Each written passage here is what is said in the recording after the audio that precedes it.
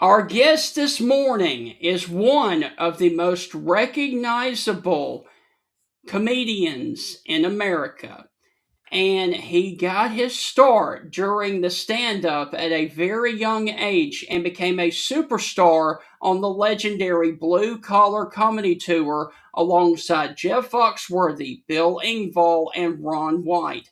He starred in films such as Delta Farce, Witless Protection, and Medea's Christmas. Plus, he is the voice behind one of the most beloved characters in animation, Mater from the Disney Pixar's Cars. He's currently out on tour, bringing his classic energy to fans all over the country. Legendary comedian Larry the Cable Guy. Yes, that Larry the Cable Guy joins us on this edition of the Stingray Show to talk about the tour that he is currently on, his career in comedy and in acting, and of course, his love for the Nebraska Cornhuskers. Hi, this is Tim Brando with a reminder. Look out, you're about to feel the buzz of Stingray. This is Stephen Ray, aka Stingray, coming to you live from Tuscaloosa, Alabama. I'm Heath Hopkins. I'm here in DeSoto County, Mississippi, right outside of Memphis, Tennessee. You know, Mark, I'm going to put you on the spot. Do you feel that responsibility to pay it forward and give some kid a chance coming up in the ranks, kind of like Tony did for you? Why do you think I'm talking to Stingray tonight? Thank you, man. I appreciate that. No, I mean, look, no. Hey, Stingray, Here's the deal. When you get involved with Texas, it's like getting married to a stripper. and let me explain this. It looks good. It's kind of sexy on the surface. Yeah. But then you get the baggage, you get the drama, you get all that eventually comes with it.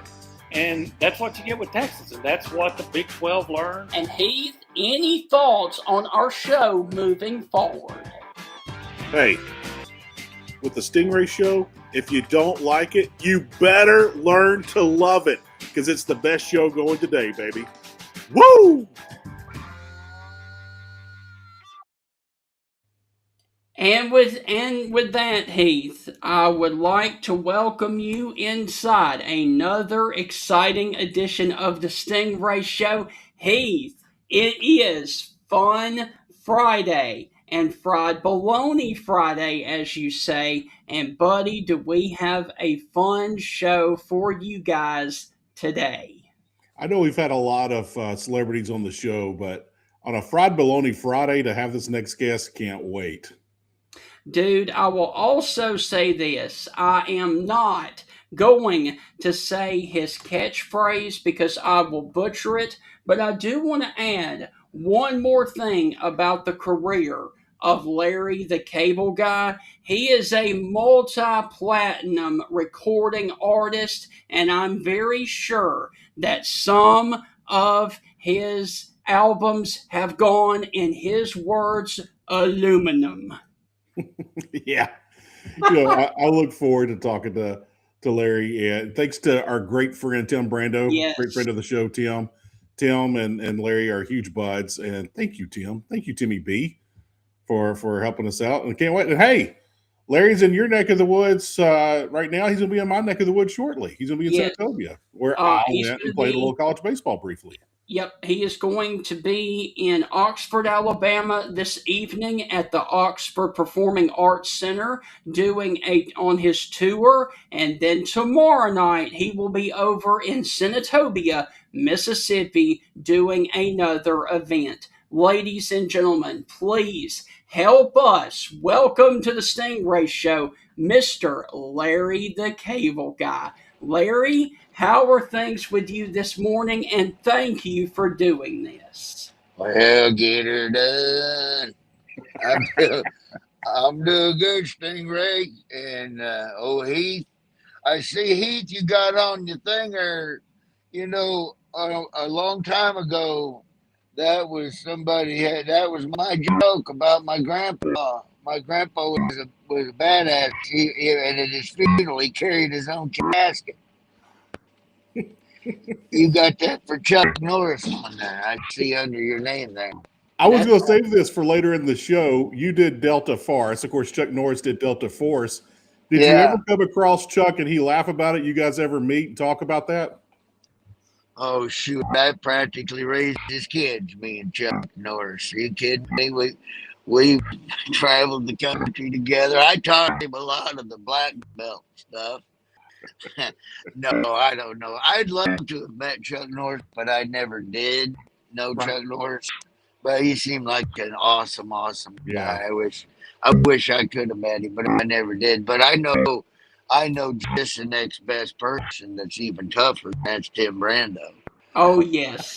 You know, you don't mess with Tim Brando. He's a black belt in karaoke. Oh. So, Timmy, you know, I met Tim about 30 years ago. Yeah, at an RV park in Jacksonville, Florida. He was rummaging through my garbage, and kind of felt bad for the guy. So I've pretended to be his friend ever since. I got you. Now, what is Tim Brando's go-to song in karaoke? Since Tim is a black belt in karaoke. You know what? He likes Tom Jones. She's a lady. He likes that button his shirt. He does all the moves. Has the tight pants. You know. No, it's nice to be on with you, though. I appreciate you having me. I didn't know I was going to wake up. It's Stingray going to be on with Daggum Stingray. I'm like, well, shoot. You're not an American, I guess, if you don't go on Stingray shows. So I figured I better do it. Thank you, man. I appreciate that. Tim called me up and says, you want to do Stingray show? And I said, dude, I want to do Stingray. What am I, a daggum communist? Of course. I appreciate that, man. So, Larry, please, if you would, talk about if you would talk about the current tour that you are on right now and some of the amazing stops that you have been on. Oh, we're on our way to, I mean, the places that we're on now. I mean, you want to bring the kids, bring the camera. Oxford, Alabama. I don't know if you've ever been there before, but you definitely got to bring the kids. And we've just the stops along the way. I mean, this truck stop we was at today had a whole row of T-shirts with the coyote on it. I mean, it's been amazing. No, I'm just out. When you say all the amazing places you've been, you say that as I look out the window, stuck in traffic somewhere outside of Tennessee, staring at janitorial services building. That's funny, man. It's really a high class deal we're in here. No, you know. I love touring. We've been to some amazing places. My kids now are 18 and 19, but they've been in all 50 states. And they grew up on a tour bus, and it was really an amazing, different kind of life for them. Now, of course, they're back at the house, and my boy's in the Army, and my daughter, she's about to graduate from Liberty, and she does online. We homeschool our kids. No, we just, I love touring. You see, the country's beautiful. I've made a lot of really good friends. This tour right now, I'm just doing these couple and heading back to the house, and then I'm back out again the next weekend, going up to Michigan and Minnesota, and then I'm gonna wrap it up this year on May 18th. Gotcha. So I've been on. I used to tour all year. I was on the road 287 days a year. Right. For many years, and then I started slowing down around 2018. I didn't want to miss my kids growing up. Foxworthy always told me, you know, if you don't need to go somewhere and you got something special with your kids, just make sure you don't miss those times with your kids, because you ain't never going to get them back. And so And he told me that one time because he said I was on a plane headed to Dubuque, Iowa on a Friday night. And my daughter had a thing going on at school, and I couldn't go to it, all because I went to do a show in Dubuque, Iowa. I didn't need the money. I don't know why. But when you're a comedian, you like doing it. It's fun, but you also have to remember you got kids, you got other priorities. If you don't need to go, then you prioritize your kids. So that's what I do. So I tour now. I only do about 28 shows a year now. Right. So I'm on the road from about January 10th to about May 20th, and then that's a wrap. Gotcha. So, Larry, there was a small amount of feedback. Do you mind refreshing and coming right back? Oh, on my thing. Yes, there's just a little bit of feedback on your end.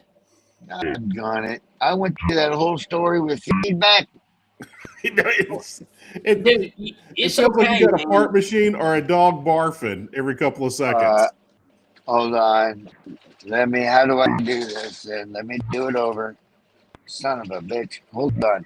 So I just go out and come back in? Yes, Just sir. hit refresh. Please, That's all you don't do. mind. Yes, sir. I thought he was playing a joke on us, Steven. Dude, I don't know, but hey, at least it wasn't. I mean, you could hear it. It was just a little bit. I mean, just a little bit. So, Yeah, Larry, he came out firing. Love it, love it, yes. love it. Always enjoyed that. If it's still there, just roll with it. It's okay. All right. Yeah, I'm not touching anything. I'm just going to bring him up and we'll go from there. Larry, can you hear us? Well, yeah, here you good. You're coming across real good here. I mean, how am I doing now? You're good, man. You fixed it. So we're good now. So we are back and rolling. Well, how old are you, Stingray? I'm 38. Heath, how old are you? I'm going to turn 21 on my next birthday. I just turned 50. I turned 50 back in December. All right. So I'm 63 years old. I can't believe I'm 63, but a lot of times this technology, it's like I want to go back to 1987. You know what I mean? Amen. That's the world I came from, and I love that world. And this world we got now with all this technology, which is good. There's a lot of good things to be had with it. Makes things easier, but boy, it sure does complicate. So, I wouldn't mind going to 1987 with the stuff. Larry, I got to ask you, how good is the sleep on the bus? I've always wondered about guys that are touring and they're on the buses all the time. Is it good sleep? I mean, what is that life like of, sleeping on the bus? It's the best sleep you'll ever have in your entire life. You got the roar of the engines. You got the sound of the tires. I raised my kids on a tour bus. And to this day, my boy, they have to have a sound. They have to have a fan running. They have to, because they're so used to hearing something when they go to bed. But still to this day, anytime we get back on the bus, we go do something. Say we take a vacation and we take the bus out. It's the best. They can't wait. It's the best sleep, and they sleep for hours. It's the best sleep they will ever have. You got a good bus driver. You trust your bus driver, and you know you're going to be safe. And yeah, it's unbelievable. I mean, I love sleeping on a bus. The only bad part about touring on a tour bus is there's a lot of sitting because there's a lot of hours, and it's hard to keep your hand out of a snack bag, and that's the hard part of it. So when I was on tour, I had we took a trailer with a weight room in it. We had a trainer that went with us, and so we tried to not gain weight anyway. But we tried to do that when we were out on the road. So, but yeah, back in the day, it was, You know, it was my tour bus with my family. Then I had my crew tour bus, and then we had a tractor trailer that carried the guys with the sound and lights, and then we had another tractor trailer that carried the weight room. And those were some fun days, boys. I tell you, that was back in my heyday. You know, we were doing 10, 12,000 people a night in arenas. And it was just so much fun. I mean, so now it's really cool because when I watch TV and I watch rock bands talk about their tours, and you know, you see, I know exactly what it's like because we did it for a long time, and it was sure a lot of fun. Um, but now here I am again. I just don't have as big a crew. It's just me and my tour manager and opening act, and still fun, I'll tell you. But nothing like having your family with you, though, and just kind of living out on the road for months at a time. That was a different feel than just going out for 2 weeks and then going home for a week and a half, then going out. So totally different. Yes. We went out for 3 months at a time solid, then 10 days off, 3 months on, 10 days off, 3 months on, 10 days off. So we did it like that. Wow. So, Larry, briefly, this has been a great start, and I hate to bring up something negative, but you are a living, lifelong Nebraska fan. Talk about the run that Nebraska was on in the NCAA tournament and what you thought about their exit last night to Iowa, please. If anybody's watching this, look how thin I look. That's awesome. Now there, That's the clip we're going to use when we post the show. That's exactly the clip we're going to use. Yeah, do it because certain angles on when you do video, there's certain angles make you look super fat, like this one. Yeah. And then there's other angles that make you look really skinny, like this one. So use that one. Okay. Yeah, you know what? Nebraska won a Final 64 tournament game out of all the top schools, Division I schools. And we'd only been there 8 times. We lost in the first round, all 8.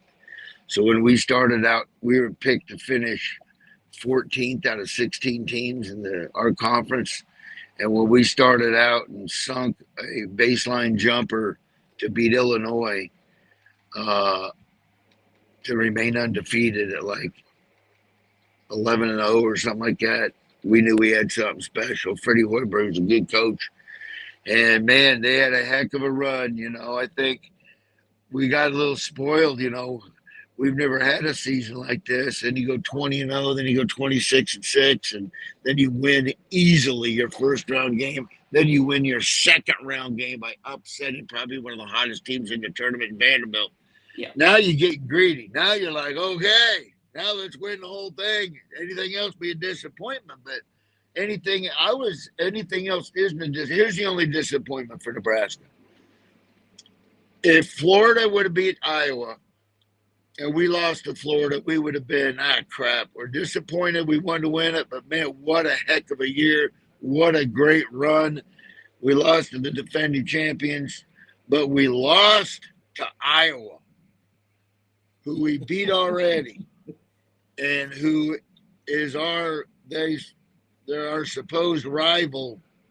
You know, they hate us, we hate them. I don't know why, but I mean, they just can't stand each other. The internet I get off the internet when we play because people are outrageously foolish. Yes. But the fact that we lost to them and we're better than them, and there's a couple of things that happened during the game, like the 4 movement on the court where they shouldn't even started playing the game. If you don't have 5 players, that was on the referees. That was the shot too that said, well, that they're probably going to lose now. So the situation, how it happened, it's a disappointment. But as far as the year goes, it was a huge success. And I can't wait till next year because they got a lot of those guys. They got a lot of those guys coming back. They got some guys coming in to replay. I mean, it should be a pretty good year next year too. So we'll see how it goes. But I think, in my opinion, we should have been in the Elite Eight. I think we're one of the top 8, easily one of the top 8 teams in the country.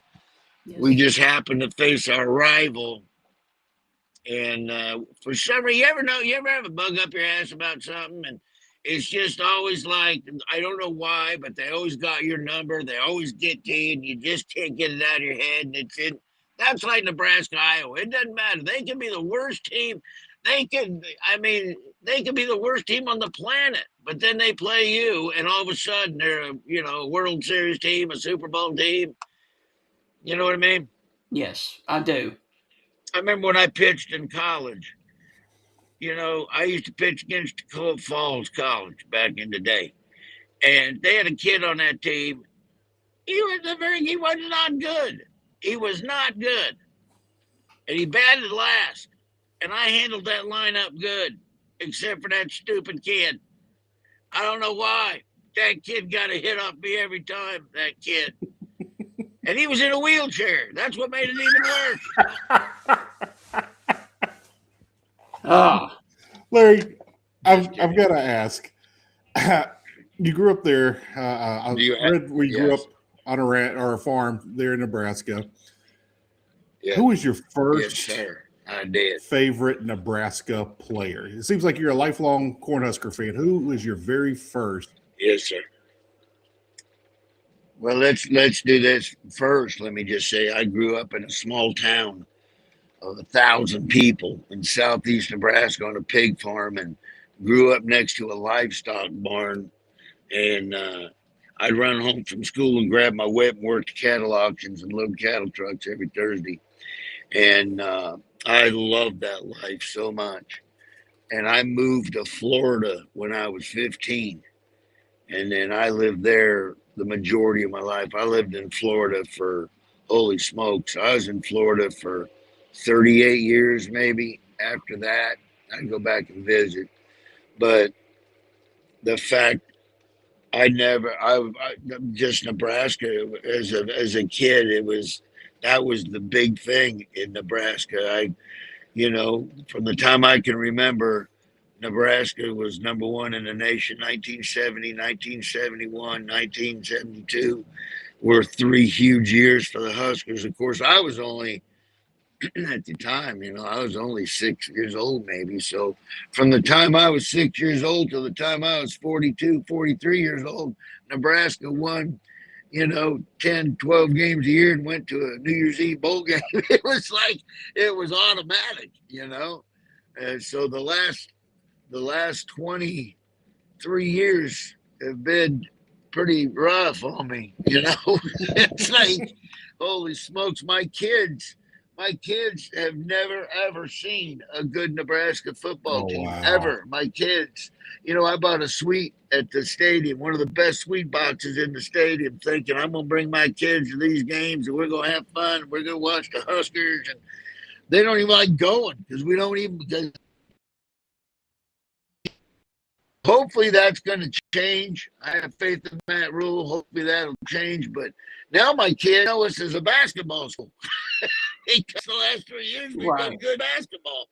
It's really strange, But growing up, the first big name player that I remember growing up is Johnny Rogers. I didn't lose you, did I? No. Heath dropped off, but no, we still got you. So I want to start out by asking you, what first made you want to try stand-up, and how old were you when you realized you could make a living at it? Well, you guys flop around a lot on questions. I was just a Nebraska question. Now I'm already to another question. I know. Can you ask that question again? Yes, I sure can. What first made you want to try stand-up, and how old were you when you realized you could make a living at it? I had wanted to do stand-up. I just didn't know what I wanted to do, and I wanted to be a youth pastor and a baseball coach, and that's a fact. I went to a Baptist college in Georgia, and I started playing baseball, and I loved baseball, so I set out. The first half of college to make money, so I didn't have to work. I had to pay my way through college. You know, we used to do that, Stingray, back in the day. Yeah. We used to do that. We worked our way through college. We used to do it. The rich parents did it, but most of us kids had to work to go to college. That's how Yes. I did. I set out of here. I set out of here to make some, and I just got dared to go on stage and do some comedy. And I went on stage at an open mic night in a bar. And, man, I just got hooked. I loved it. Then a comedy club opened up about 6 months later in Florida, where I was, and I went, and man, I was there day and night. That became my life, day and night. I wanted to get better at it. I loved it. Those are some fun times. I ended up going professional May of 1988. They never actually quit the hotel. They gave me a leave of absence. They thought it was cool. I was trying to be a comedian. So I took a leave of absence, and it worked out, and I just never went back. I'm officially still an employee of the Hyatt Regency at the bellhop position. I just never, I know, I just never went back, but it worked out. You know, my goal was, I loved it, and I just wanted to be able to make enough money so that's what I could do and make a living at just going on stage and telling jokes. And I had a figure in my head. I said, man, if I can just make X amount, if I can make this much money a year doing stand-up, boy, that would be the greatest thing. I'm going to try to do that. So I booked some dates, and well, I'll tell you what, it just continued to build and build and build, and here I am on the Stingray show. Who'd have thought that? Thank you, man. I appreciate that. next thing you know, Stingray's calling me. I told my wife, "You believe Stingray's calling me? Timmy Brando wants me to be on Stingray show." I said I knew all this hard work was going to pay off at some point. That's funny. My wife had a different reaction. No, I like it. You've had Stingray. You've had everybody. I'm impressed with your guest list. That's pretty good. Thank you, man. I appreciate that. It's been Larry, a lot of hard work, but man, we are really glad that you took the time to join us this morning. Heath, Well, you left us briefly. You back with us? I wish I was in 1987 with technology. I don't know what happened, Huh. but I think we got that fixed. Larry, I wanted to ask you your look. How did you come up with that look?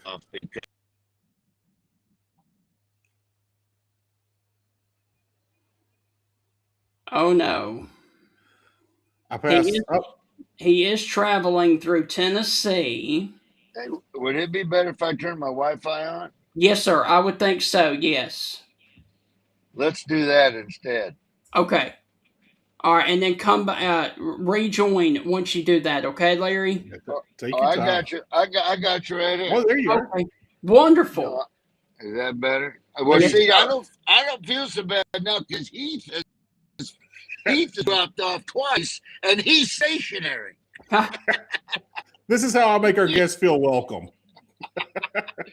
I know. I started to feel bad, Stingray, because I keep cutting out because I'm on the bus. But Heath is just sitting in a room, and he's cut out 3 times. Right. I make this joke on the show all the time, and I stole it from Jimmy Buffett. Hey, this show runs on duct tape and dental floss. Yep. Yeah. It's all good, man. We're getting it in. People know what people can hear us. Yes. Yes, sir. Larry, I want to ask you, your look. You wear the camo hat, the no sleeves, you had the sideburns and the goatee. What inspired you for that look? Where did you get that idea? Because you knocked it out of the park. You had a different name, a unique name, and everyone loves unique. And then Right. you went with that, and I was like, I don't know who. When you first came out and I first heard of you, I was like, I don't know who this guy is, but I'm going to tune in. And just because of your look, where did you get that? What inspired you?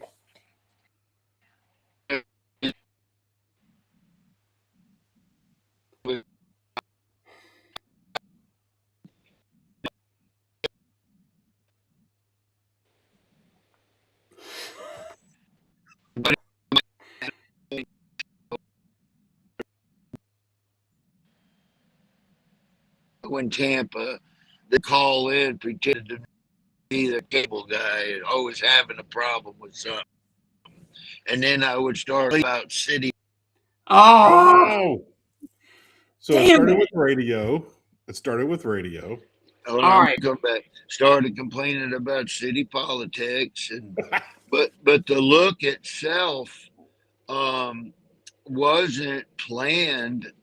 Always been not fat. I've always been chunky. Let's put it that way.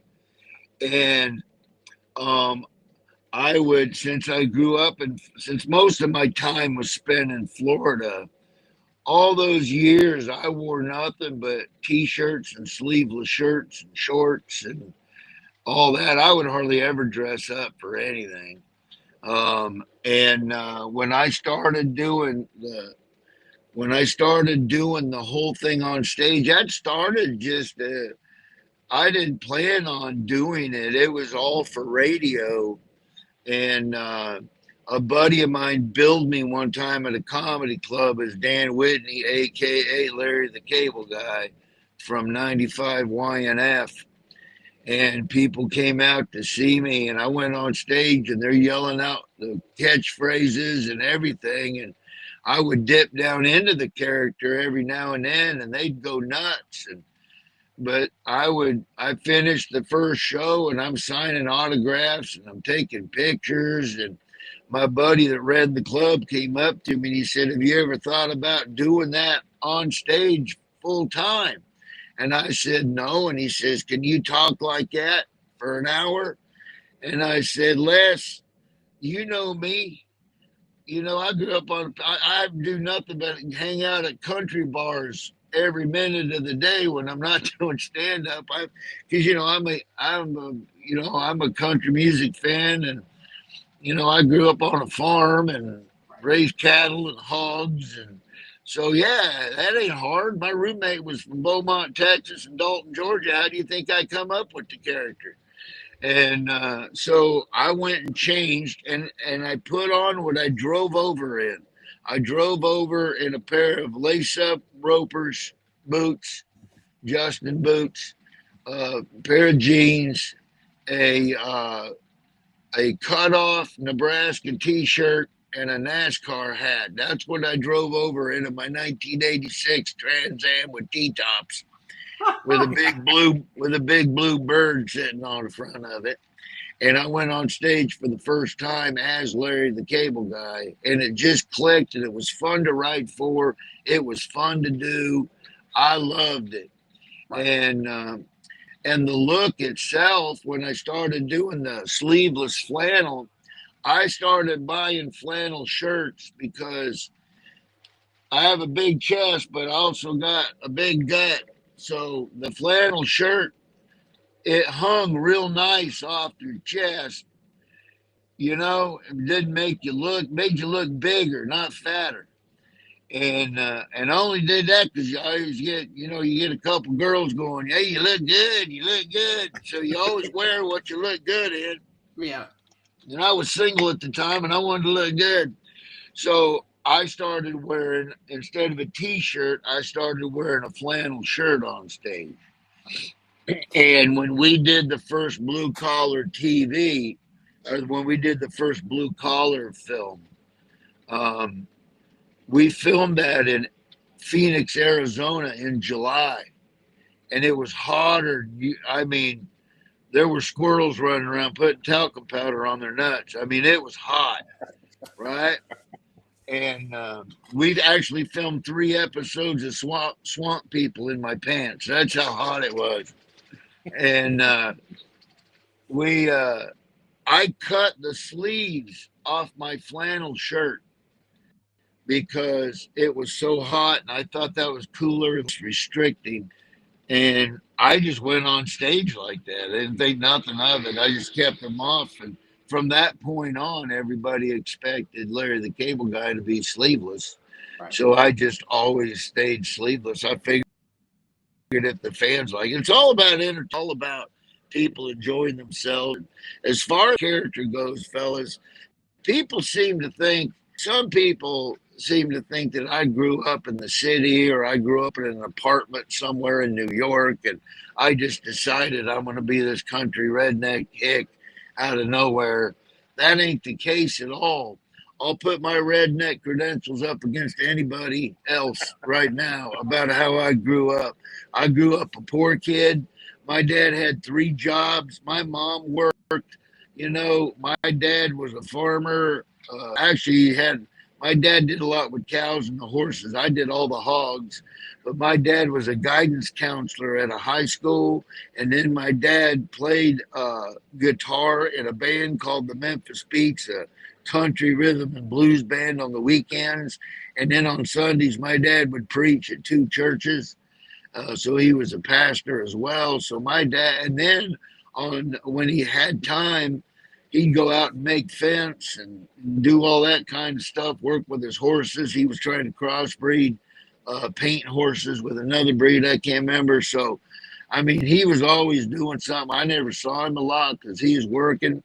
But my town was a town of about 1,270, I think, at the time. It's down to 800 now. But that's how I grew up. And so anybody that always says that, they got no idea about my life. So I just kind of took everybody that I grew up with, all them cow farmers and all them pig farmers and all them, I took all of that, and then I mixed it with my experience of my Florida experience. I mean, when they talk Florida man, they ain't kidding. Florida man is like, that's why the Florida Georgia game's such a big deal. They try to out redneck each other, and I love it, you know. And so I picked up most of that stuff from Florida and going to college in Georgia, and just kind of mixed it all together and came up with this character that I love because it's not hard for me to write for because I grew up with a lot of that stuff. Matter of fact, the same background. That's why Jeff and I get along so well. Jeff and I grew up pretty much the same way. We were just had different dialects. And then when Jeff and I got together, mine would pop out and his would pop out stronger. And we would just have a good time, you know. And so that's how all that came about. And I was always a fan of All in the Family. And I thought Archie was hilarious. So I kind of wanted to create kind of that. When I was doing it for radio, it was all, they wanted me to do political stuff and do commentaries on this stuff going on in the cities or whatever.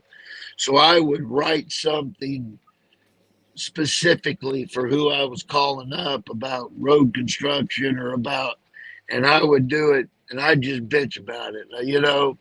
And I tried to say things that people would go, what did he just say? Because when I was doing my radio and coming up with that stuff, I learned from the Howard Stern School of Radio, you have to be shocking because it's the shock factor that makes people listen. And even the people that don't like you listen more than the people that do like you just because they're bitter people and they want something to complain about. And shocking, but you also have to be funny. If it's not funny, it's not worth doing. And so, and then you have to make a little point where people would go, you know what? He made a little point there. I kind of agree with him on. So that's what I did. I would take a topic and I would write it out the way I felt about it. And then I would Larry it up or Archie it up. You know, I'd put a bunch of fart jokes in there and a bunch of booby jokes and, you know, all that kind of stuff. And I'd put all that in there.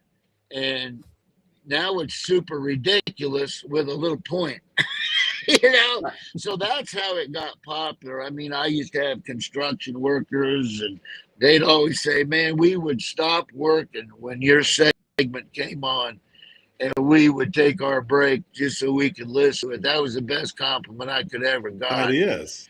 And I would call radio stations and do my little 3.5 minute segment, 4 minute segment I ended up getting about 27 radio stations across the country that would air my little segment. And with that little segment across the country, within 2 or 3 years, I became the number one comedy draw at comedy clubs across the country. Right. Wow. That's all. Me to come up and audition for a comedy tour, and that's how Blue Collar Comedy Tour, which, by the So way, led Larry, to everything else. I do want to ask you the catchphrase "Get her done." Get her Where did the done. idea from that come about, sir? When I was a little kid, well, I just threw it out when I was there. When I did my first radio station back in 1991 is when I started calling my buddy's radio station. I did it on stage in the late 80s when I came up with the cable guy on stage.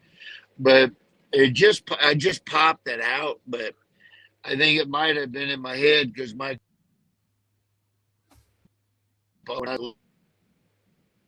the cattle, we'd get in the truck and he'd always say, "Here we go to Mexico and we're going to get to getting and we're going, that kind of stuff." So I think the get to getting and all that kind of stuff just kind of, I don't know, just popped in my head at the time. And they even asked me, they said, "What's that mean? Get her done?" I said, "Hell, I don't know, but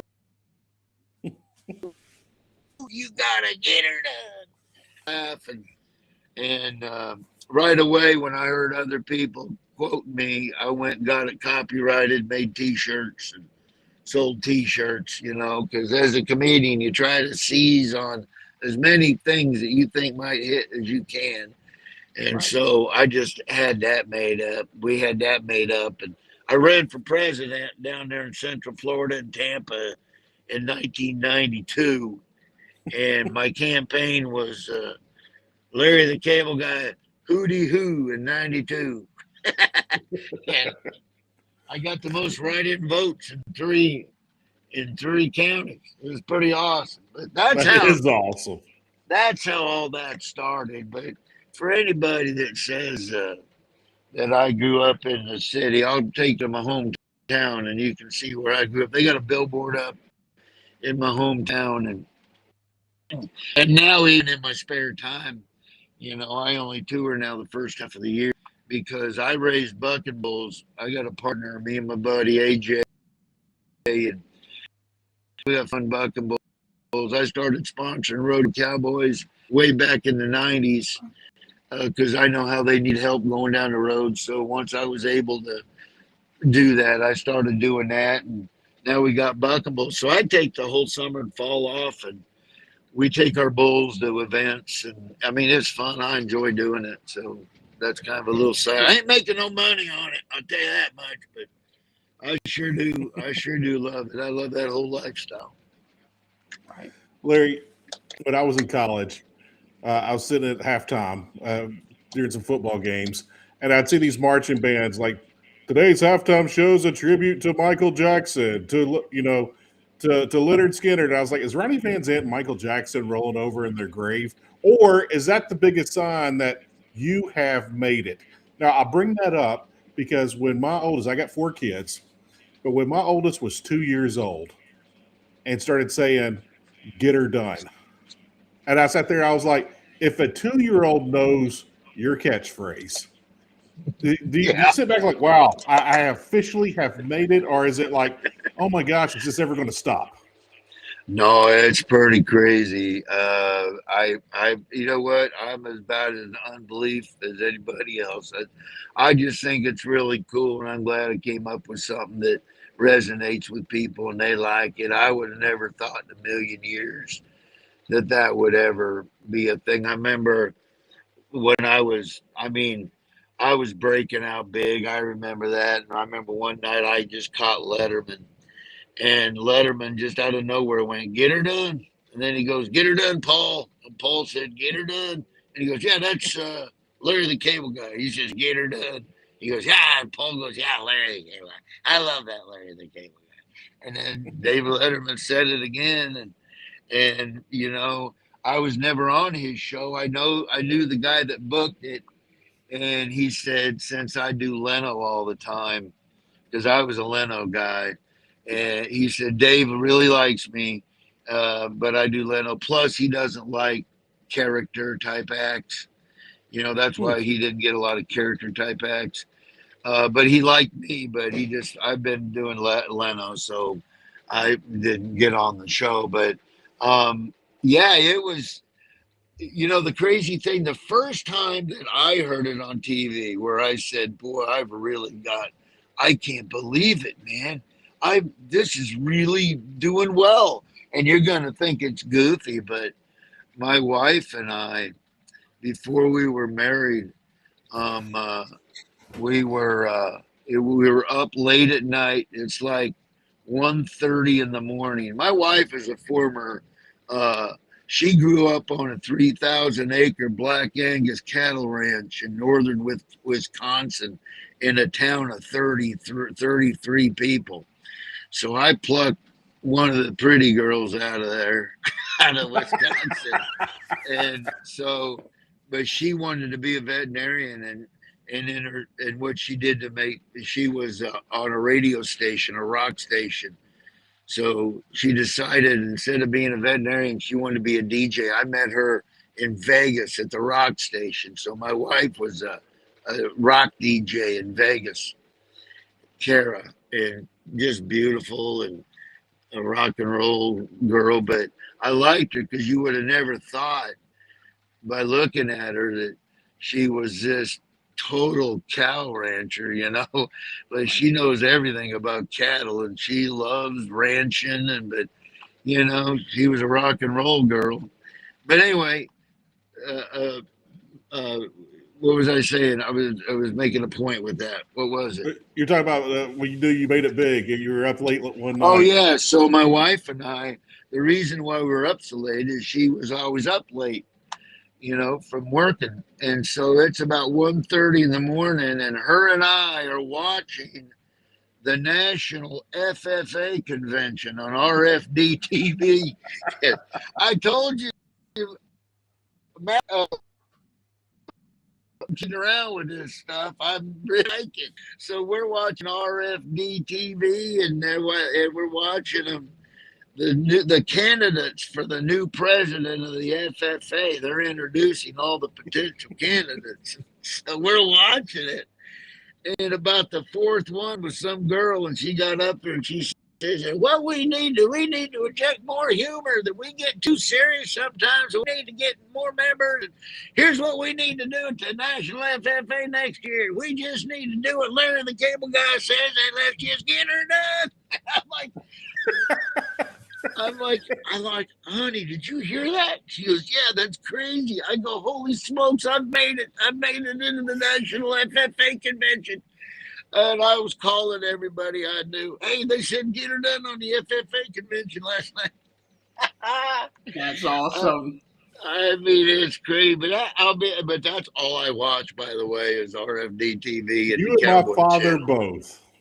Yeah, RFD TV and the Cowboy Channel. That's all I watch. And this is baseball. I watch the Braves.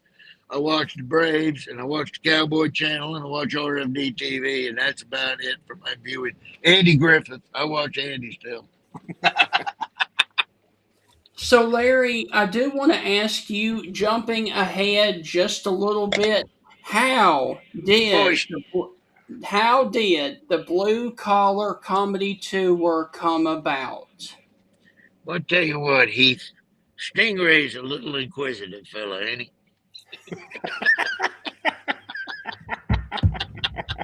He's just asking all kind of questions. You know what? They started that. I was out doing my own thing, and I guess they'd already. That's a trivia question. I'm not an original member of Blue Collar. Are you talking about TV or Blue Collar? The Blue Collar Comedy Tour. Yeah, no, I'm not an original member. I'm like the Ringo Starr of the Blue Collar Comedy Tour. I guess they'd already done about 25 Blue Collar Comedy Tour shows, maybe 30. Okay. And it was Jeff's opening act, and it was Bill's opening act. Of course, Jeff's opening act was Ron, And there was a guy named Craig Hoxley that was opening for Bill. And they went out and well, evidently, I guess Craig wasn't blue collar enough, and he just didn't really fit with what they were doing. And I guess, I don't know, something had happened. I literally don't know the story on that. All I know is they were in search for somebody else. Gotcha. And Jeff and I had been friends since 1986 because Jeff and I are both Atlanta Braves fans.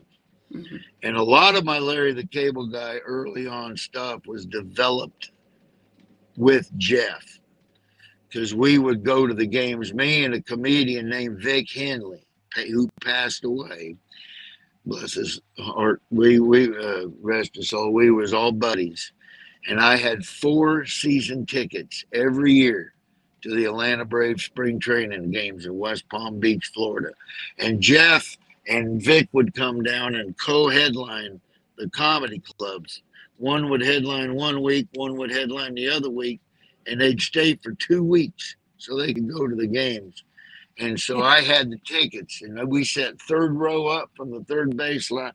Glenn Hubbard, and we'd always yell, "Hubba, hubba, Glenn Hubbard." It was awesome.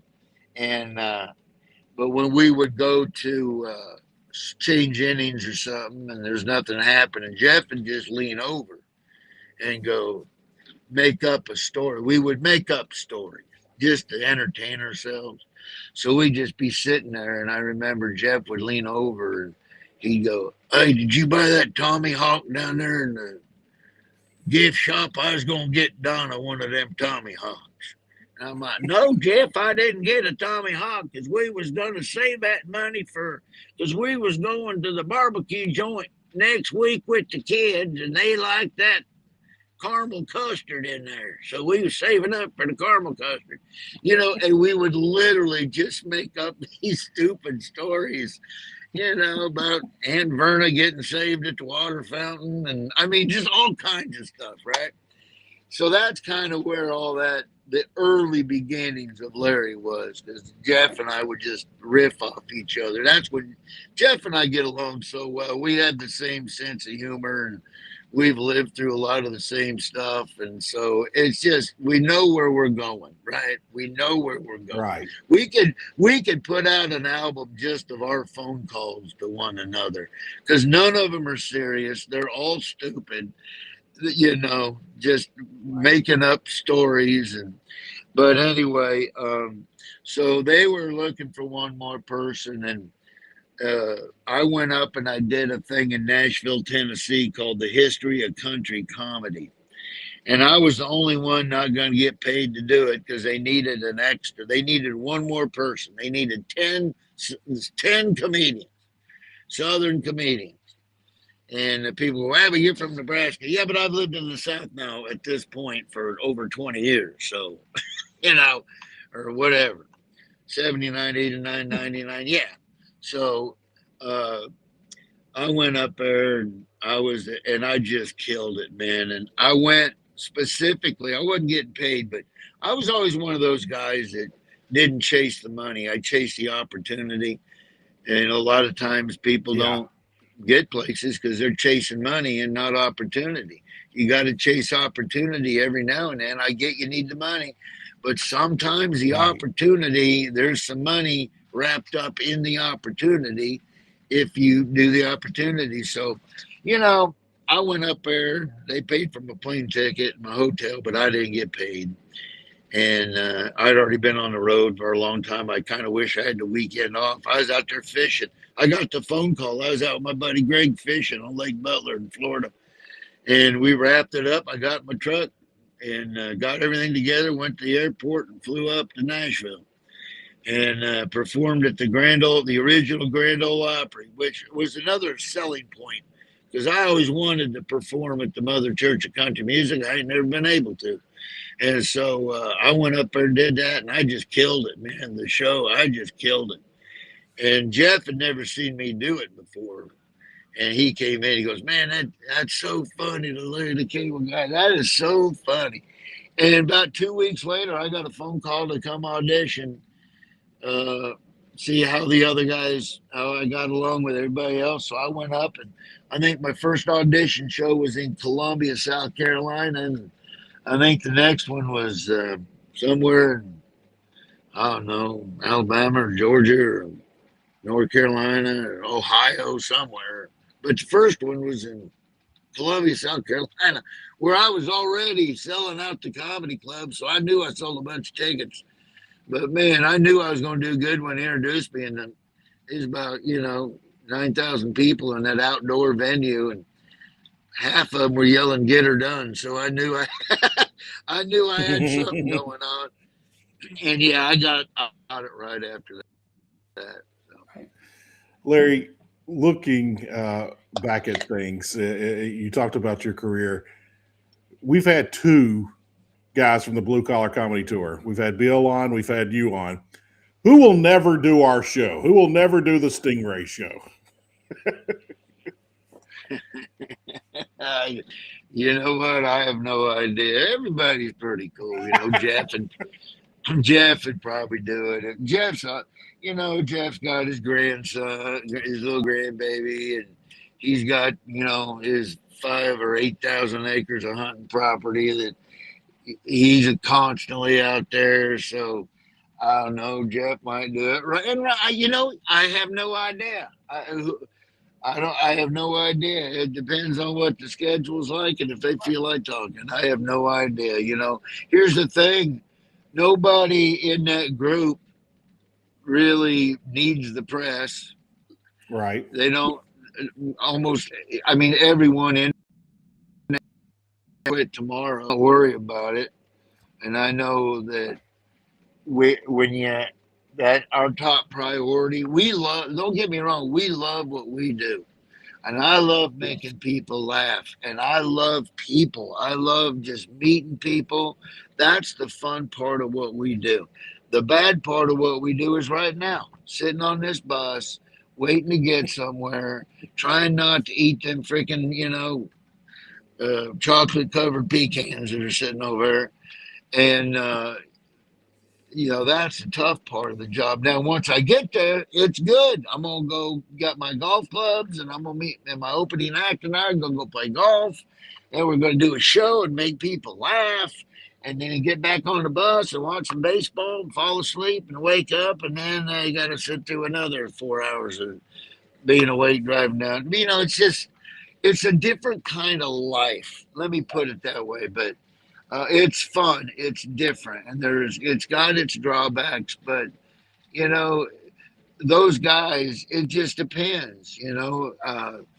If they feel like wanting to do it or not. Now they're all nice guys. It just depends on schedules and where they're at and that kind of thing. But I would not go, "Oh, I know who ain't going to do it," because we do all kinds of stuff. So. I'm sure if you keep harping on Ron and Jeff, at some point they'll probably do it. Just depends on what their schedule's like. I did it because Tim Brando's my buddy, and I like whoever Tim Brando likes. And he asked me if I'd do him a favor. I said absolutely. I kind of felt bad because I was going to be on my bus, and I wanted to get it done. I didn't want to have you, Stingray, wait till next week because I was doing some shows down in this area, so I figured, well, I'll do it now. So, but yeah, those comedy's been good to all four of us, right? And so we're in a pretty good position as far as our career goes, But I love doing stuff like this. I like meeting people, talking to people, and sharing my story, and trying to give some other people some incentive that are just in a rut and. Because I was in a rut, and then I got out of that rut and said, you know what? Nothing's ever going to happen to me unless I try to help make it happen myself. Yes. And nothing ever happens for you if you sit back and wait on something to happen. You have to get out of that lazy streak, and you have to finally tell yourself, I got to get off my butt, and I got to make something happen. And so that's what I did. And so it led me all the way here to Heath and Stingray.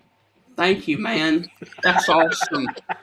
Larry, I do want to wrap up with a couple of more interesting things about you. The transition of going from comedy to Oh, doing what? movies like You scared me there for a minute. You talking about the transition. I'm like, holy mackerel. What are no, you talking about, no. Stingray? Here, I come on your show. Next minute, you got me cutting off my ding dong. No, no, no, no, no, no, no, no, no, no. The Oh transition boy. of going from stand up to doing movies like Larry the Cable Guy, Health Inspector, Delta Farce, A Medea's Christmas, to name a few. Talk about going into the acting world and which one of those you enjoy doing the most. Well, the stand-up world is by far the best one. Doing live stand-up is by far the best. Now, the movies were fun just for the sheer fact of you got weighted on hand and foot. No, the movies were fun because they were fun. I took my tour bus and I lived in my tour bus. And when you're not shooting, you're just hanging out. They're definitely fun, but they're tedious. They're long. You got to memorize lines. Um, Right. they're all different in different ways. I enjoyed every single thing that I did, but stand up to me is the most rewarding because you tell a joke and you get instant response. The other things, you do it and you tape it and you just got to wait and see how it does. You don't know, but they're all fun. I think I got screwed out of several Oscar nominations. Some of those movies were Oscar worthy. Um, uh, but yeah, they were all fun. But definitely nothing's better than live stand up. You know, I love live stand up. I'll tell you what was fun about the movies. Like when I did when I did Delta Farce, that was the second movie I did. And to be honest with you, I just let my management handle everything. I was just a comedian and I was writing jokes. I just wanted to be a good comedian. All that stuff, I didn't ask for any of that stuff. They got me all that. That stuff just came along. And I remember this is how naive I was, fellas. Uh, I filmed Health Inspector, and I was literally, we were only maybe 5 days away from finishing Health Inspector. That's the first time I realized that it was going to the movie theaters. I thought it was a DVD. Gotcha. The whole time I was filming this thing, I thought it was just for DVD, but it was going in 2,600 movie theaters. I had no idea. I'm like, this is going in the movie theaters? Like, people gonna pay to see it? I didn't know. I thought it was a DVD, but it was going to the theaters. And but I tell you what was fun about that is I'm a regular guy. I just got an odd job, and I'm a regular dude. But it was fun when I was filming Health Inspector. Or when I was filming Delta Farce, it's a great story. Our crew was amazing. We got hired a crew for half price because they just got done filming Batman in Chicago. Right. And it was the Batman crew, the crew that filmed Batman. They didn't want to sit around in between movies. So I was filming right there by Disneyland at Melody Ranch, and so we got the Batman crew for a discount because they needed work. They wanted to work. So evidently, we got a lot of the folks that was on the Batman crew, the couple of the camera guys, and that's top notch crew right there. That's like big league stuff. And so I remember about the third day, I had the main camera guy that set up in the boom camera. He came up to me real quiet and he says, "Hey, Larry, is it okay if I have a dip while I'm filming?" And I looked at him and go, "Yeah, I don't care. Have a dip." Because that's all, me and Bill Abel, that's all we did. We spit in cups the whole time he was there, spitting bottles. He's dipping all over the place. And I said, yeah, don't ask me. Just have fun. He says, well, a lot of actors, they get mad at you if you use tobacco on the sets. Wow. I said, really? I said, let me tell you something, bud. We're filming a fun comedy. You do whatever you want. I don't care if you're up there drinking. As long as you're having fun and we're filming a good movie, you chew and smoke and drink. I don't care what you do. I want you to have fun. I want my movie to be fun. They said, yeah, thanks. So he pops a dip in. Then I started noticing the next week, 60% of every dude out there had a dip in. Everybody, and I'll tell you, everybody was happy, man. And there was not one negative Nelly on that thing because they knew that I didn't care, and they were dipping and they were having a good time. And so I thought that was great. It made for a fun movie set. They were low budget movies. They were only $3 million.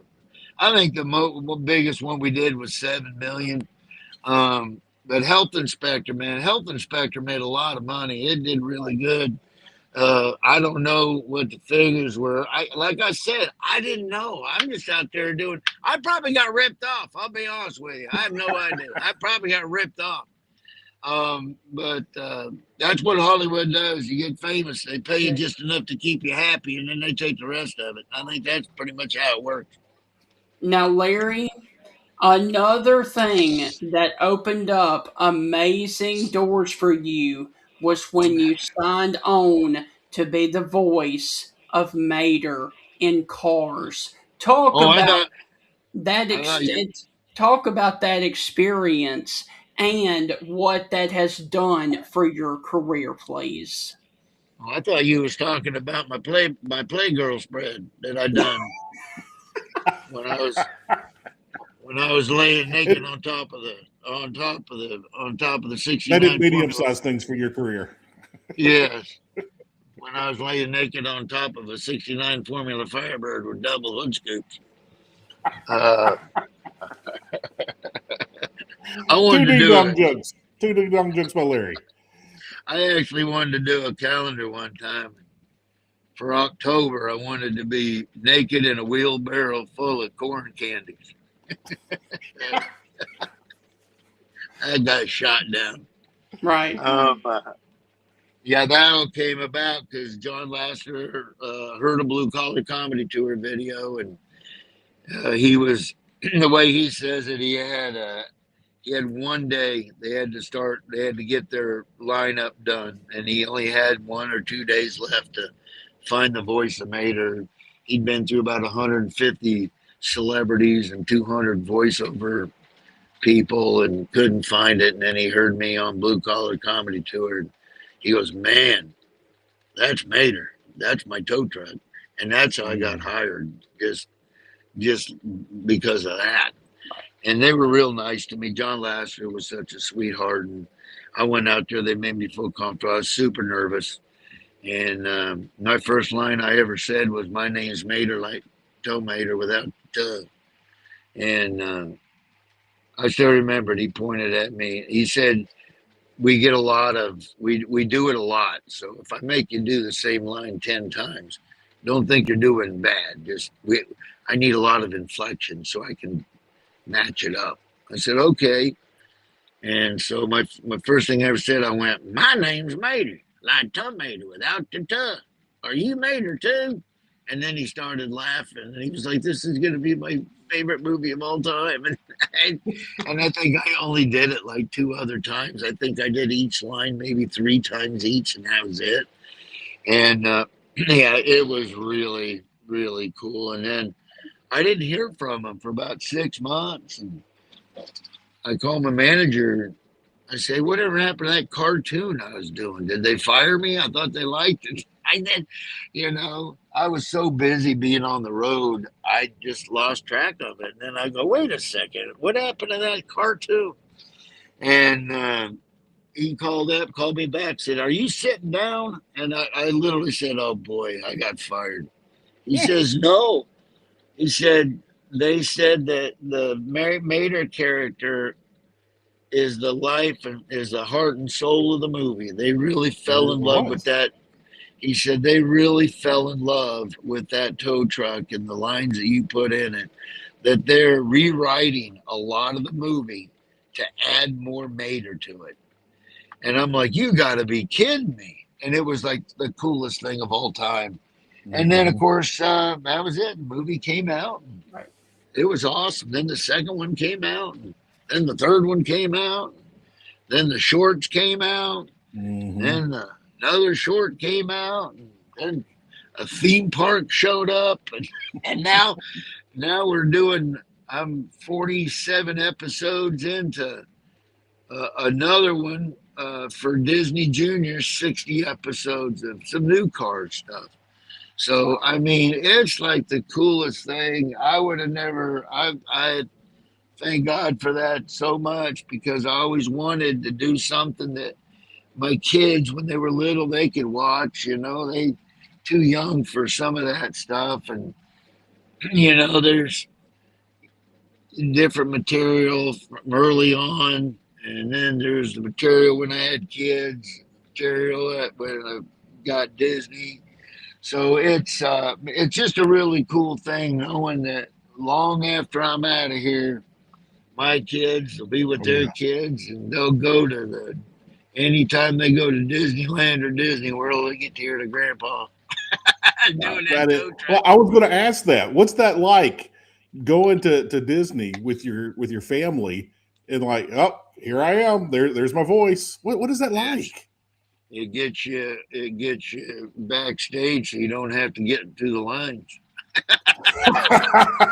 That's awesome. It gets you on Space Mountain anytime you want to go on it. That's what it does.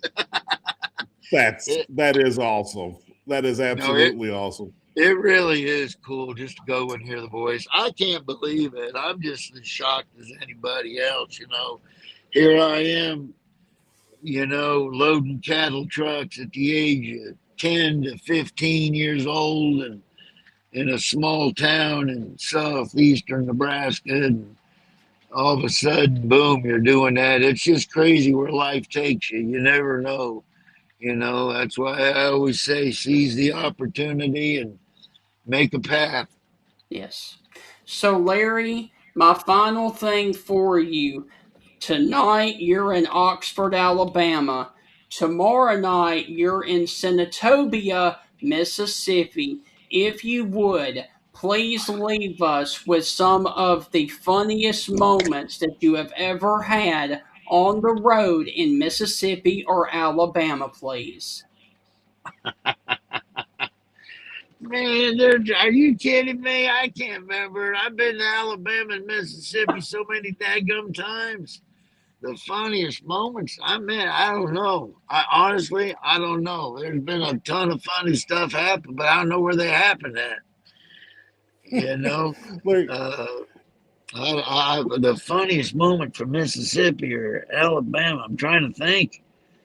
Oh man, I'm thinking. I can't remember. I'll come up with something. What do you got, Heath? Let me ask you a question. It's easier.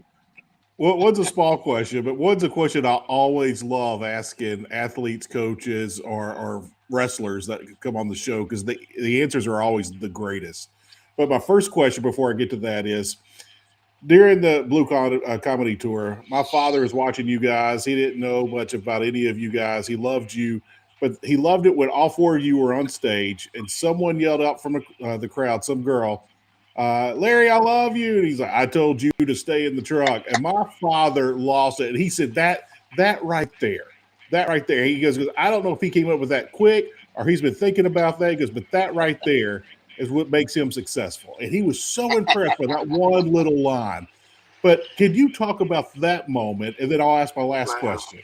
Well, when you're a comedian, somebody is always going to yell something out. So you always got to be prepared with some sort of line to shoot them down quick. And so that was one of the lines that you used to shoot them down. So it just popped. I just thought of it and popped out. It's probably been, I don't know, it's probably been done at a comedy club or or a band or something. Somebody said Dolly Parton said that one time. I never saw it.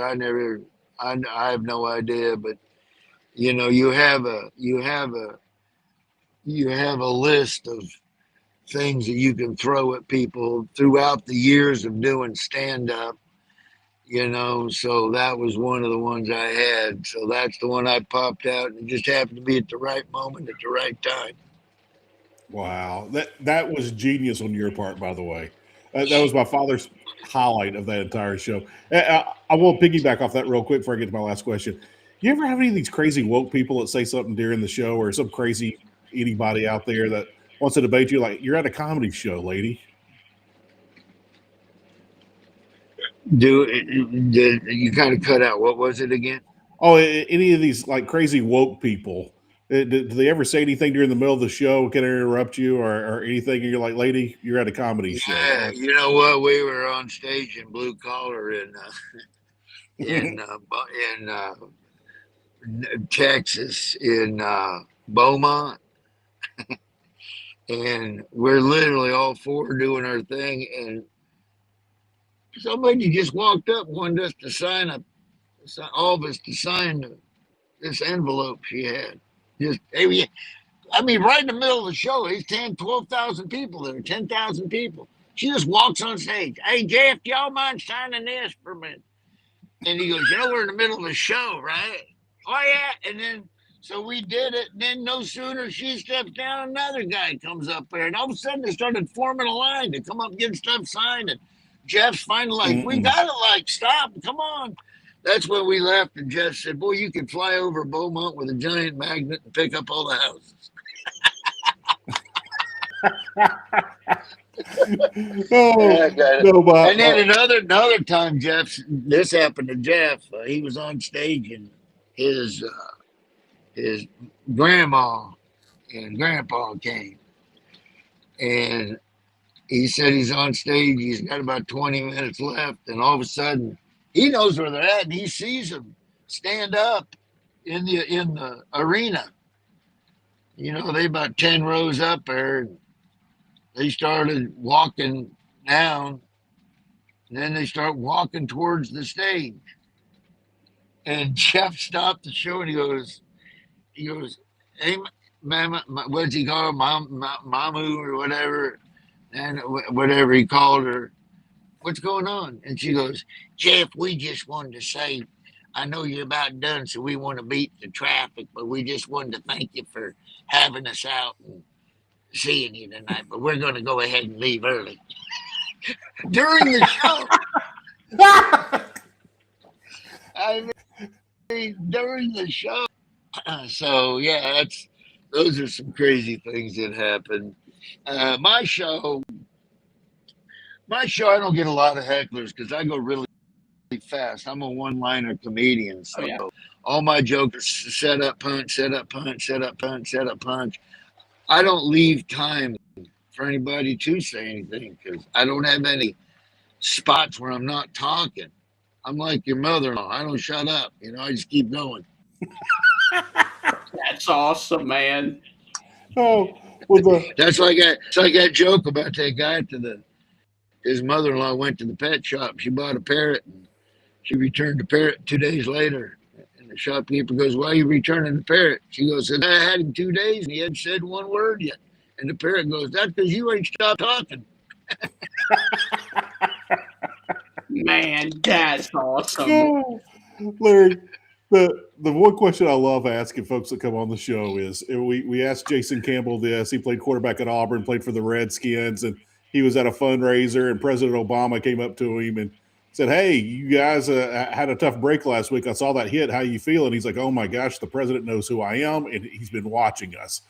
And then we had Eric Bischoff from WCW, WWE, and Eric said that he was in a hotel, and Steve Bannon from the Trump administration came up to him and said, hey, what was it like during that pay-per-view? And he's like, oh, my gosh, he's a wrestling fan.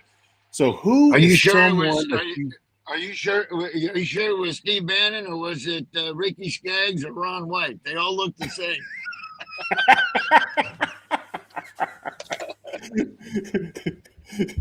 You'll have to ask Eric, but he said it was Steve Bannon. But Okay. who is someone that you have come across, whether it be another celebrity, politician, whoever, like, oh my gosh, they know who I am, and it just kind of blew your mind? What might be someone that you grew up watching, or like I said, a politician, a president, whatever. But who's someone that came up to you and just like, man, I love your stuff, and starts talking to you about it? You know what's crazy? Blue collar was so popular. I mean, a lot of people, which is blew my mind right away. But I mean, shoot, I mean, President Bush came up, gave me a get her done, and holy smokes. Every time one of my buddies of mine is one of the GMs of one of the big guys there at the Texas Rangers. And he always invites me out to their games, and I sit in the owner's box when I go. And every time I'm there, George Bush and his wife will come walking in. Last time I was in there, it was just me. It was me and two other dudes. They were sitting over there, hat on. But as soon as he walked in, he brought me a bag and said, "Hey, you better put this on so they don't get mad at you." So he'd give me a Rangers hat. I had to put the Rangers hat on. They was playing the Braves too. I felt like a traitor, but I'm in the owner's box. I better put on it was like that Seinfeld episode when she had the Orioles hat on at the Yankee game. I hated every minute, but I had to do it. But no, I'm sitting in there, and George Bush come walking in, and he looks over and sees me, and he walks over to me, and goes, you still ain't gotten any better looking, have you? Get her done. I was like, I'm like, how crazy is that? But I mean, you name it, everybody from Dale Washington gave me a get her done, and Queen Latifah, Don Johnson, and I mean several rock and roll bands, and I mean it's just been so crazy. I can't even begin to. I mean, I'll tell you one of the coolest ones. I don't get starstruck by a lot of people, especially my own age. You know, well, I shouldn't say that. I don't get starstruck by a lot of the new celebrities. You know, it's the old celebrities, my age. It always is. The ones, whoever I grew up with as a kid. That's like when I met Greg Brady, the guy that played Greg Brady. That freaked me out. That's Greg Brady from my childhood. And Marcia, the girl that played Maureen McCormick, was on my Comedy Central roast. I mean, I'm hanging out with Marcia Brady. That was like the craziest thing ever. Right. And then oh my gosh. I did a show in Springfield, Missouri, and there's a knock on the door, and it's Tony Orlando and what's his name, Yakov Smirnoff. Wow. And they came in to say hi to me, and of course we put Tie a Yellow Ribbon on the freaking bus, and I got Tony Orlando on my bus singing his song with the radio. And not only did he come on the bus, but I remember him from when I was a kid, and I remember the Tony Orlando and Don variety show. Yeah. And so I kept in touch with Tony. We exchanged numbers, and I got my first variety show. I wanted to do a variety show. I told my agency, this is really about the only thing that I asked and I wanted to do. The movies all came because they brought them to me. All that stuff was brought to me. The only thing I ever said, hey, you know what I want to do? I want to do a variety Christmas special. And they said, okay, we'll get a variety Christmas show. And I said, I want a co-host, and I want Tony Orlando to be my co-host. And Tony said he would do it. And so Tony, I did 3 Christmas specials, 1 for VH1, 2 for CMT, and Tony Orlando was my co-host on all 3 of them. And it was like one of the best times of my life, because I was a fan of him when I was a kid, and I actually got to work with him and be the co-host. And the whole theme of the thing was I would never let Tony sing. Every time I go, Tony, now here's Tony with "Oh Come All Ye Faithful," and right when he would start, we'd go to commercials. It was That's like awesome. it was like the greatest running gag of all time. We did it on all 3 specials. Wow. So, Wow. Larry, Was there a celebrity crush when you were a child? A lady where you're like, oh my gosh, I'm talking to Linda Carter or whoever it might be. No, my crush when I was a kid was always Kate Jackson on the Charlie's Angels. Oh yeah. I like Kate Jackson more than Farrah. I did run into Farrah Fawcett though on the Tonight Show. I did the Tonight Show. I was very fortunate. I'm proud of this. I did the Tonight Show 25 times, Wow. and it was really cool. I got to be a regular, and it was just I got to meet cool people. But I saw Jay. Farrah Fawcett was passing through the backstage area on her way to do something. She wasn't on the Tonight Show. She just stopped in to say hi and then was going somewhere. Holy smokes. She looked unbelievable in person. I couldn't believe it. I'm like, man, now I get it. She's flipping fantastic. But my crush was always Kate Jackson when I was a kid. But yeah, I have, what is really cool? The big supermodel, Kim Alexis, when we were back in 1982. Kim Alexis, she was everywhere in Sports Illustrated, and she was beautiful too. Now she plays in my golf tournament, and she's a good friend of mine. And I just think that's pretty odd. That is awesome. Here I am almost every other week. I'm talking to Kim Alexis on the phone about, about baking bread. It's the craziest thing.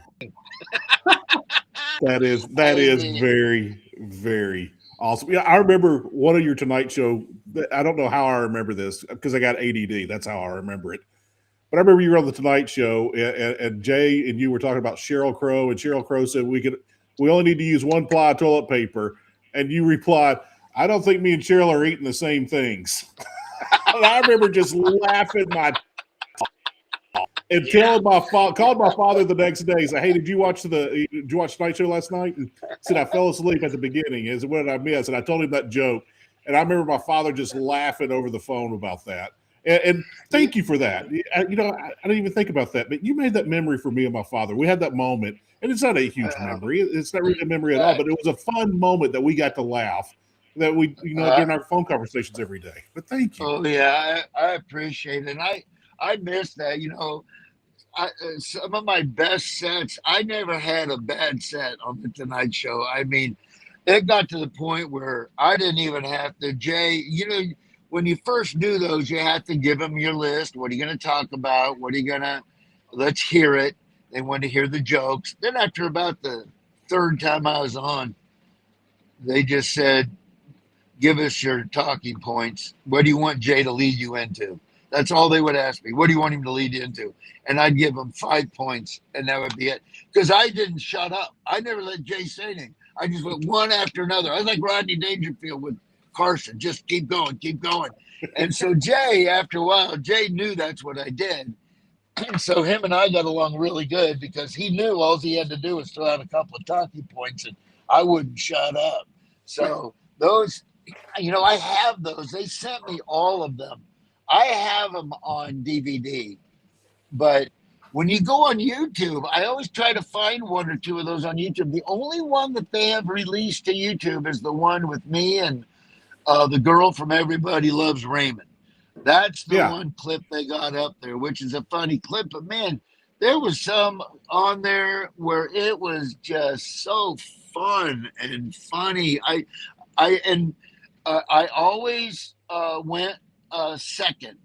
They asked me if I wanted to be the lead guest a couple of times, but I never wanted to. Later on, they would ask me if I wanted to be the lead guest, and I said no because I like playing off the other guest. And so I don't know if you ever watched any of those replays. Sometimes if they had a guest that they thought was a little boring, I would go from 7 minutes to 12 minutes. I would have my middle segment, instead of the 7-minute middle segment, I got 12 minutes because they wanted to blow out of the other segment. So it was really cool. I had a really cool relationship with them. But I remember one time, Marie Louise Dreyfus, or whatever her name is, from the Tonight Show, Louise Dreyfus. I remember Did we lose Stingray? There he No, is. I'm here. I'm here. I remember she went on, and me and my wife loved Seinfeld. We laugh at that. We can quote all the Seinfeld stuff. So we're infatuated. I'm like, holy mackerel, I got to ask her some questions. So my wife and I keep asking her Seinfeld questions, and I think she was getting a little irritated because, hey, so what's Coco? Who's Coco? You know, all that kind of stuff. So she goes on, she does her segment. But the last thing she talked about early in the second segment, she talked about the worst date she had ever been on. And it was about a date that took her to like a Long John Silver's. And she had to go to the, I said she had to go to the bathroom. And she got up, went to the bathroom, and slipped out the back door and just ditched them, left them. Then she went on for another 3 minutes talking about something else. So they introduced me. I came out on the show, and of course Jay always did his regular. Oh yeah, you ever meet Julia? You ever meet Julia? You guys ever work together? I said, meet her? Are you kidding me? Some bitch left me at a fish house about 10 years ago at this restaurant. Wow. She goes, touche, touche. They got a huge laugh, you know. I was the one she was on the date with that took her to Long John Silver. Larry, It was a good time, though. this Did I ever tell you about the time that me and Stingray dated? Oh, we're about to get our third ding dong joke of the show. No. Stingray, you ain't never told that story about how you and I met. You started dancing with me at that country bar to that Alan Jackson song. You ain't told nobody that? No. No. Larry, this has been a blast. If you would, in parting, please give us your favorite Tim Brando story that you enjoy telling that gets a lot of laughs, please. Yeah, I invited Tim Brando to play in my golf tournament, and he was solid. He's coming, and couldn't make it. 2 weeks later, couldn't make it. Oh, it's okay. I get it. Not a big deal. But I'm in next year. So I said, okay. So I marked Tim down for next year. We get about 3 weeks out. I can't make it. We got this thing going on. Okay, Tim's out. So I invite Tim again. Now you mark me down. I'm coming out to Larry. I'm coming out to blah, blah, blah. We're going to have a good time. All right, I got you down, Tim. You know, you're always invited. I get it. Things come up. I ain't going to worry about it. So now I got him down again. Got him playing with Farce. Like, something come up. He couldn't do it. So finally, Patrick was his guy worked with him on that show. I said, hey, Patrick, I'm going to invite Tim to my golf tournament again, but I'm not making any bags or nothing for him because if I give gift bags out, I'm going to invite him, but I'm not making a gift bag because I'm pretty sure he's going to show up. He didn't show up. He canceled on me again. Oh my! And then so now it would just be kind of a running joke between me and Patrick. I go, my tournament's gonna be funny. So I got Tim coming this year. And then we would just laugh. And, you know, but I get it. Stuff happens. I can't be ever mad at Timmy. I love Timmy, but Yes. Finally he showed up and he had a great time at my golf tournament. That's and awesome. Yep. So he always comes to my golf tournament. He's in again this year. Okay. I got him. Anyway, I got him written down. Right. And Hey, I have made a gift bag for him. So we'll see what happens. Larry, He's penciled in. is there anything that you would like to promote while you are here on the Stingray Show? The floor is all yours. Yeah, I'm making these Stingray dolls. I'm going to make these Stingray dolls, and I'm going to start promoting Stingray and Heath dolls. Thank you, man. I'm going to take Heath's picture and put his face on a Heath bar on the Heath bar. Well, just make sure my dog has kung fu grips. You know. Yeah, you know what? I don't got anything to promote. I'm just out on tour. You can check out LarryTheCableGuy.com, or I'm on all the social medias, Twitter and Instagram and all that. I don't go on. I used to always be on Twitter answering fans and all that, but Twitter's become such a sewer, or X, whatever you call it. You know, I posted some dumb joke the other day. I can't remember what it was. First comment was, "I'm a Nazi." So, I mean, you know, people have lost their ever-loving minds. I think there was Yeah, they have.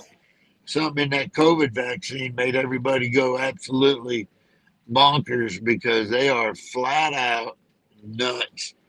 Like we said earlier before we got on the air, but people that worship politics and make politics their god, they got problems, because that's why they're always bitter in a bad mood, because if you don't agree with somebody on something, by gosh, you've just blasphemed me and my party, and they can't be your friend, and they're nuts. I think it's crazy, especially Right. guys that grew up like you, Heath. I mean, and you too, Stingray, I think. But we're in the 80s and the 90s and the late 70s. I mean, a lot of this stuff with the voting and all, it's not normal, man. It's not normal. And everybody people need to go back to 1982 and see what an election day is actually like. Go back to 1980 and see that it's called an election day, not an election month and a half. People have lost their ever-loving minds.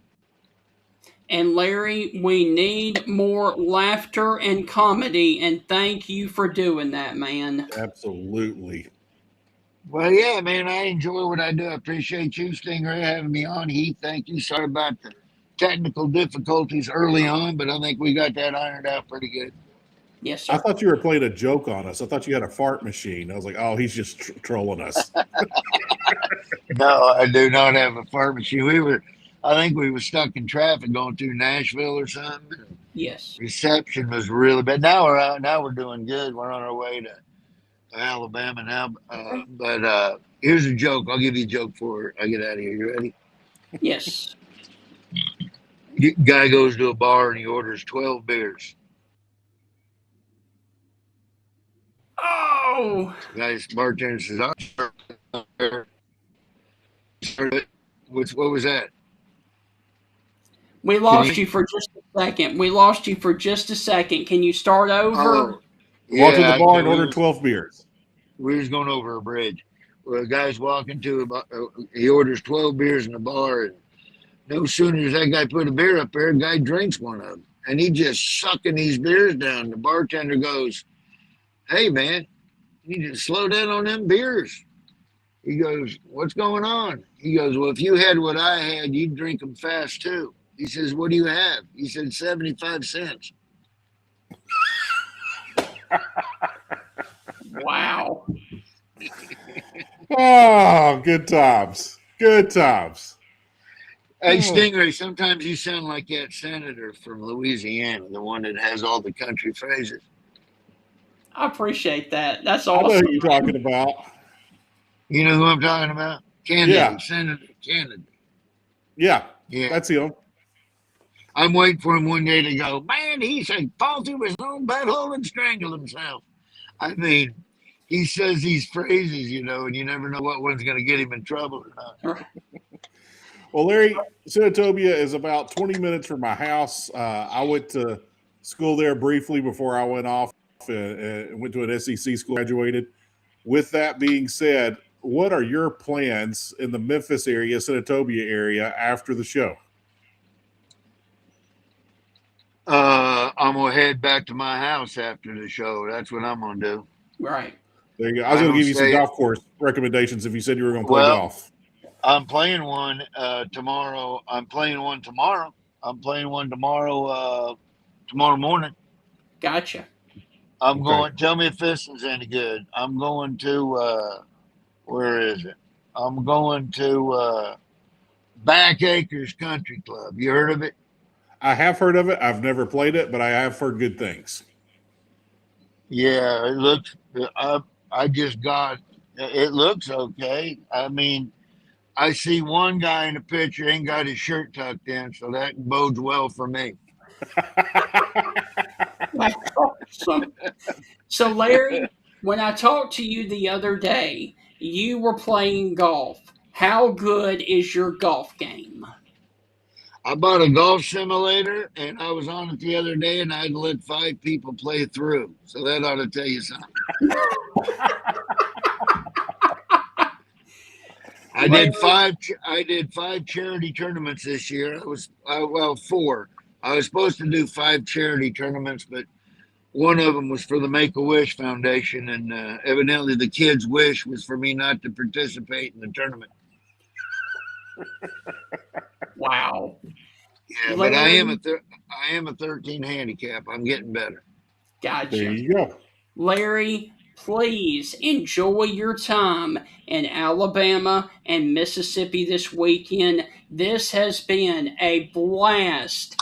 Please come back and join us again, especially during the football season, to talk about your beloved Nebraska Cornhuskers. And before we let you go, can you please give us your famous catchphrase of "Get Her Done"?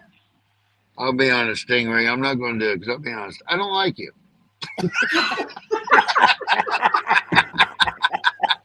Of course I will. God bless Heath and God bless Stingray, and let's get her done.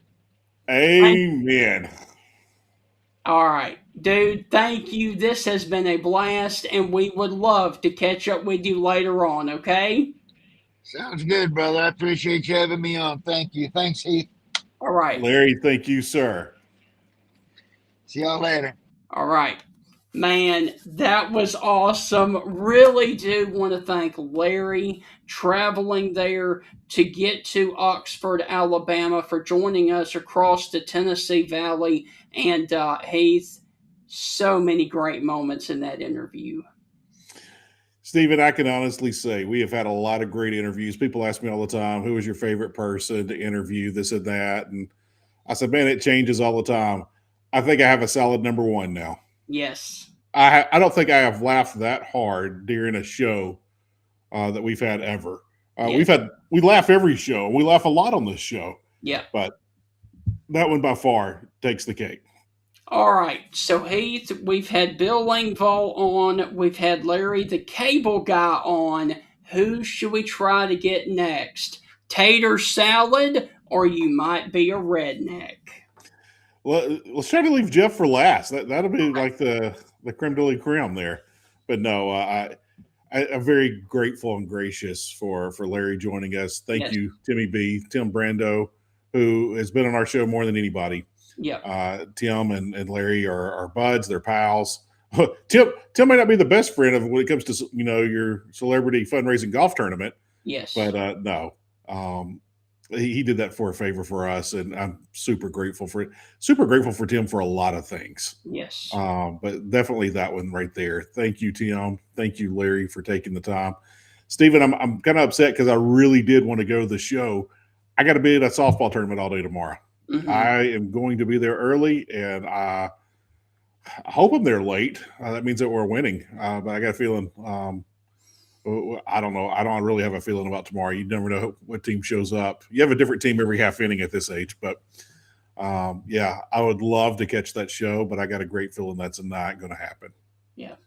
Heath, it has been a blast, dude. This has been awesome, and especially with him talking about his career and then, of course, all of the movies as well. If you missed any part of it, it will be up on my YouTube channel, and clips will be posted throughout the weekend of this amazing interview. Make sure you go to the Stingray Network. Search there on YouTube. Stephen, I wouldn't be shocked if you had 70 clips from this show. I'm serious. I wouldn't be shocked at all if you had 70 clips. There were so many fun one-liners in there. But, yeah. But, Stephen, It's a fried bologna Friday. I've stayed longer than I need to. Yes. I haven't had any sleep the last 2 nights. Although I thought I was going to go to bed early last night, that didn't happen. So I'm ready to get up and get going and get a trillion things done.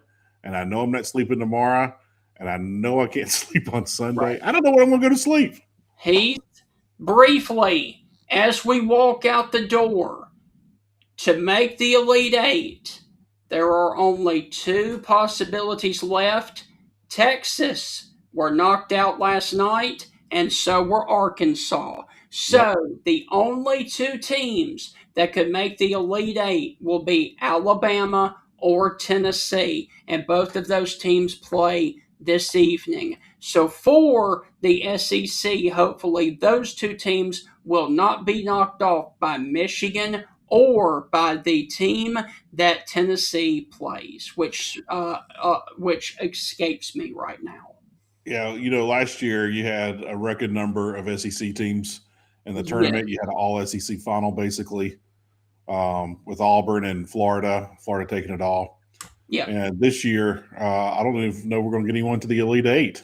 Texas and Iowa State. I'm sorry, Tennessee and Iowa State. Yeah, but they got to win. So, yeah, it's going to be fun. I had Florida there. I still got 3 of my 4 teams still left for my Final Four. So my bracket's still looking good. So, and I think I can still get, I can still get 7 of the 8 teams right in the Elite Eight. Florida's the one that messed me up. Florida's the one that messed me up bad. So my bracket's looking good, Steven. I might win it. I'm in 3rd right now. 3rd in one bracket, 2nd in the other. So we'll have to wait and see. But yeah, SEC not having the best year in the tournament. I would love to see Florida and Alabama make a roll, but man, that would be a Cinderella story of Cinderella stories if those 2 teams start rolling. Yes. Heath, I'm going to say it to begin to end the show because we're not going to see you until Monday. We have thoroughly enjoyed bringing you the show of Larry the Cable Guy traveling to his shows in Alabama and Mississippi this weekend. Heath, we've gone an hour and 50 minutes. Sayonara. We will see you on Monday with a recap of the Elite Eight, the Sweet 16, and the weekend in college baseball. We will catch you next time on the Stingray Show. We hope that you had a wonderful time laughing with this interview. We enjoyed bringing it to you. And with that, go get you a fried bologna sandwich on this Fried Bologna Friday. And guess what, everybody? It's the weekend. Enjoy that fried bologna sandwich as you start your weekend. Enjoy yourself. Steven, we got a little rain and some cool weather moving in. Right. So I'm hoping that stays away all weekend, but I got a feeling the temperatures are about to dip a little bit on us. I enjoyed that weather yesterday, I can tell you that. Sayonara, Heath. We'll see you on Monday. Go get you a fried bologna sandwich, Steven. You too, my man.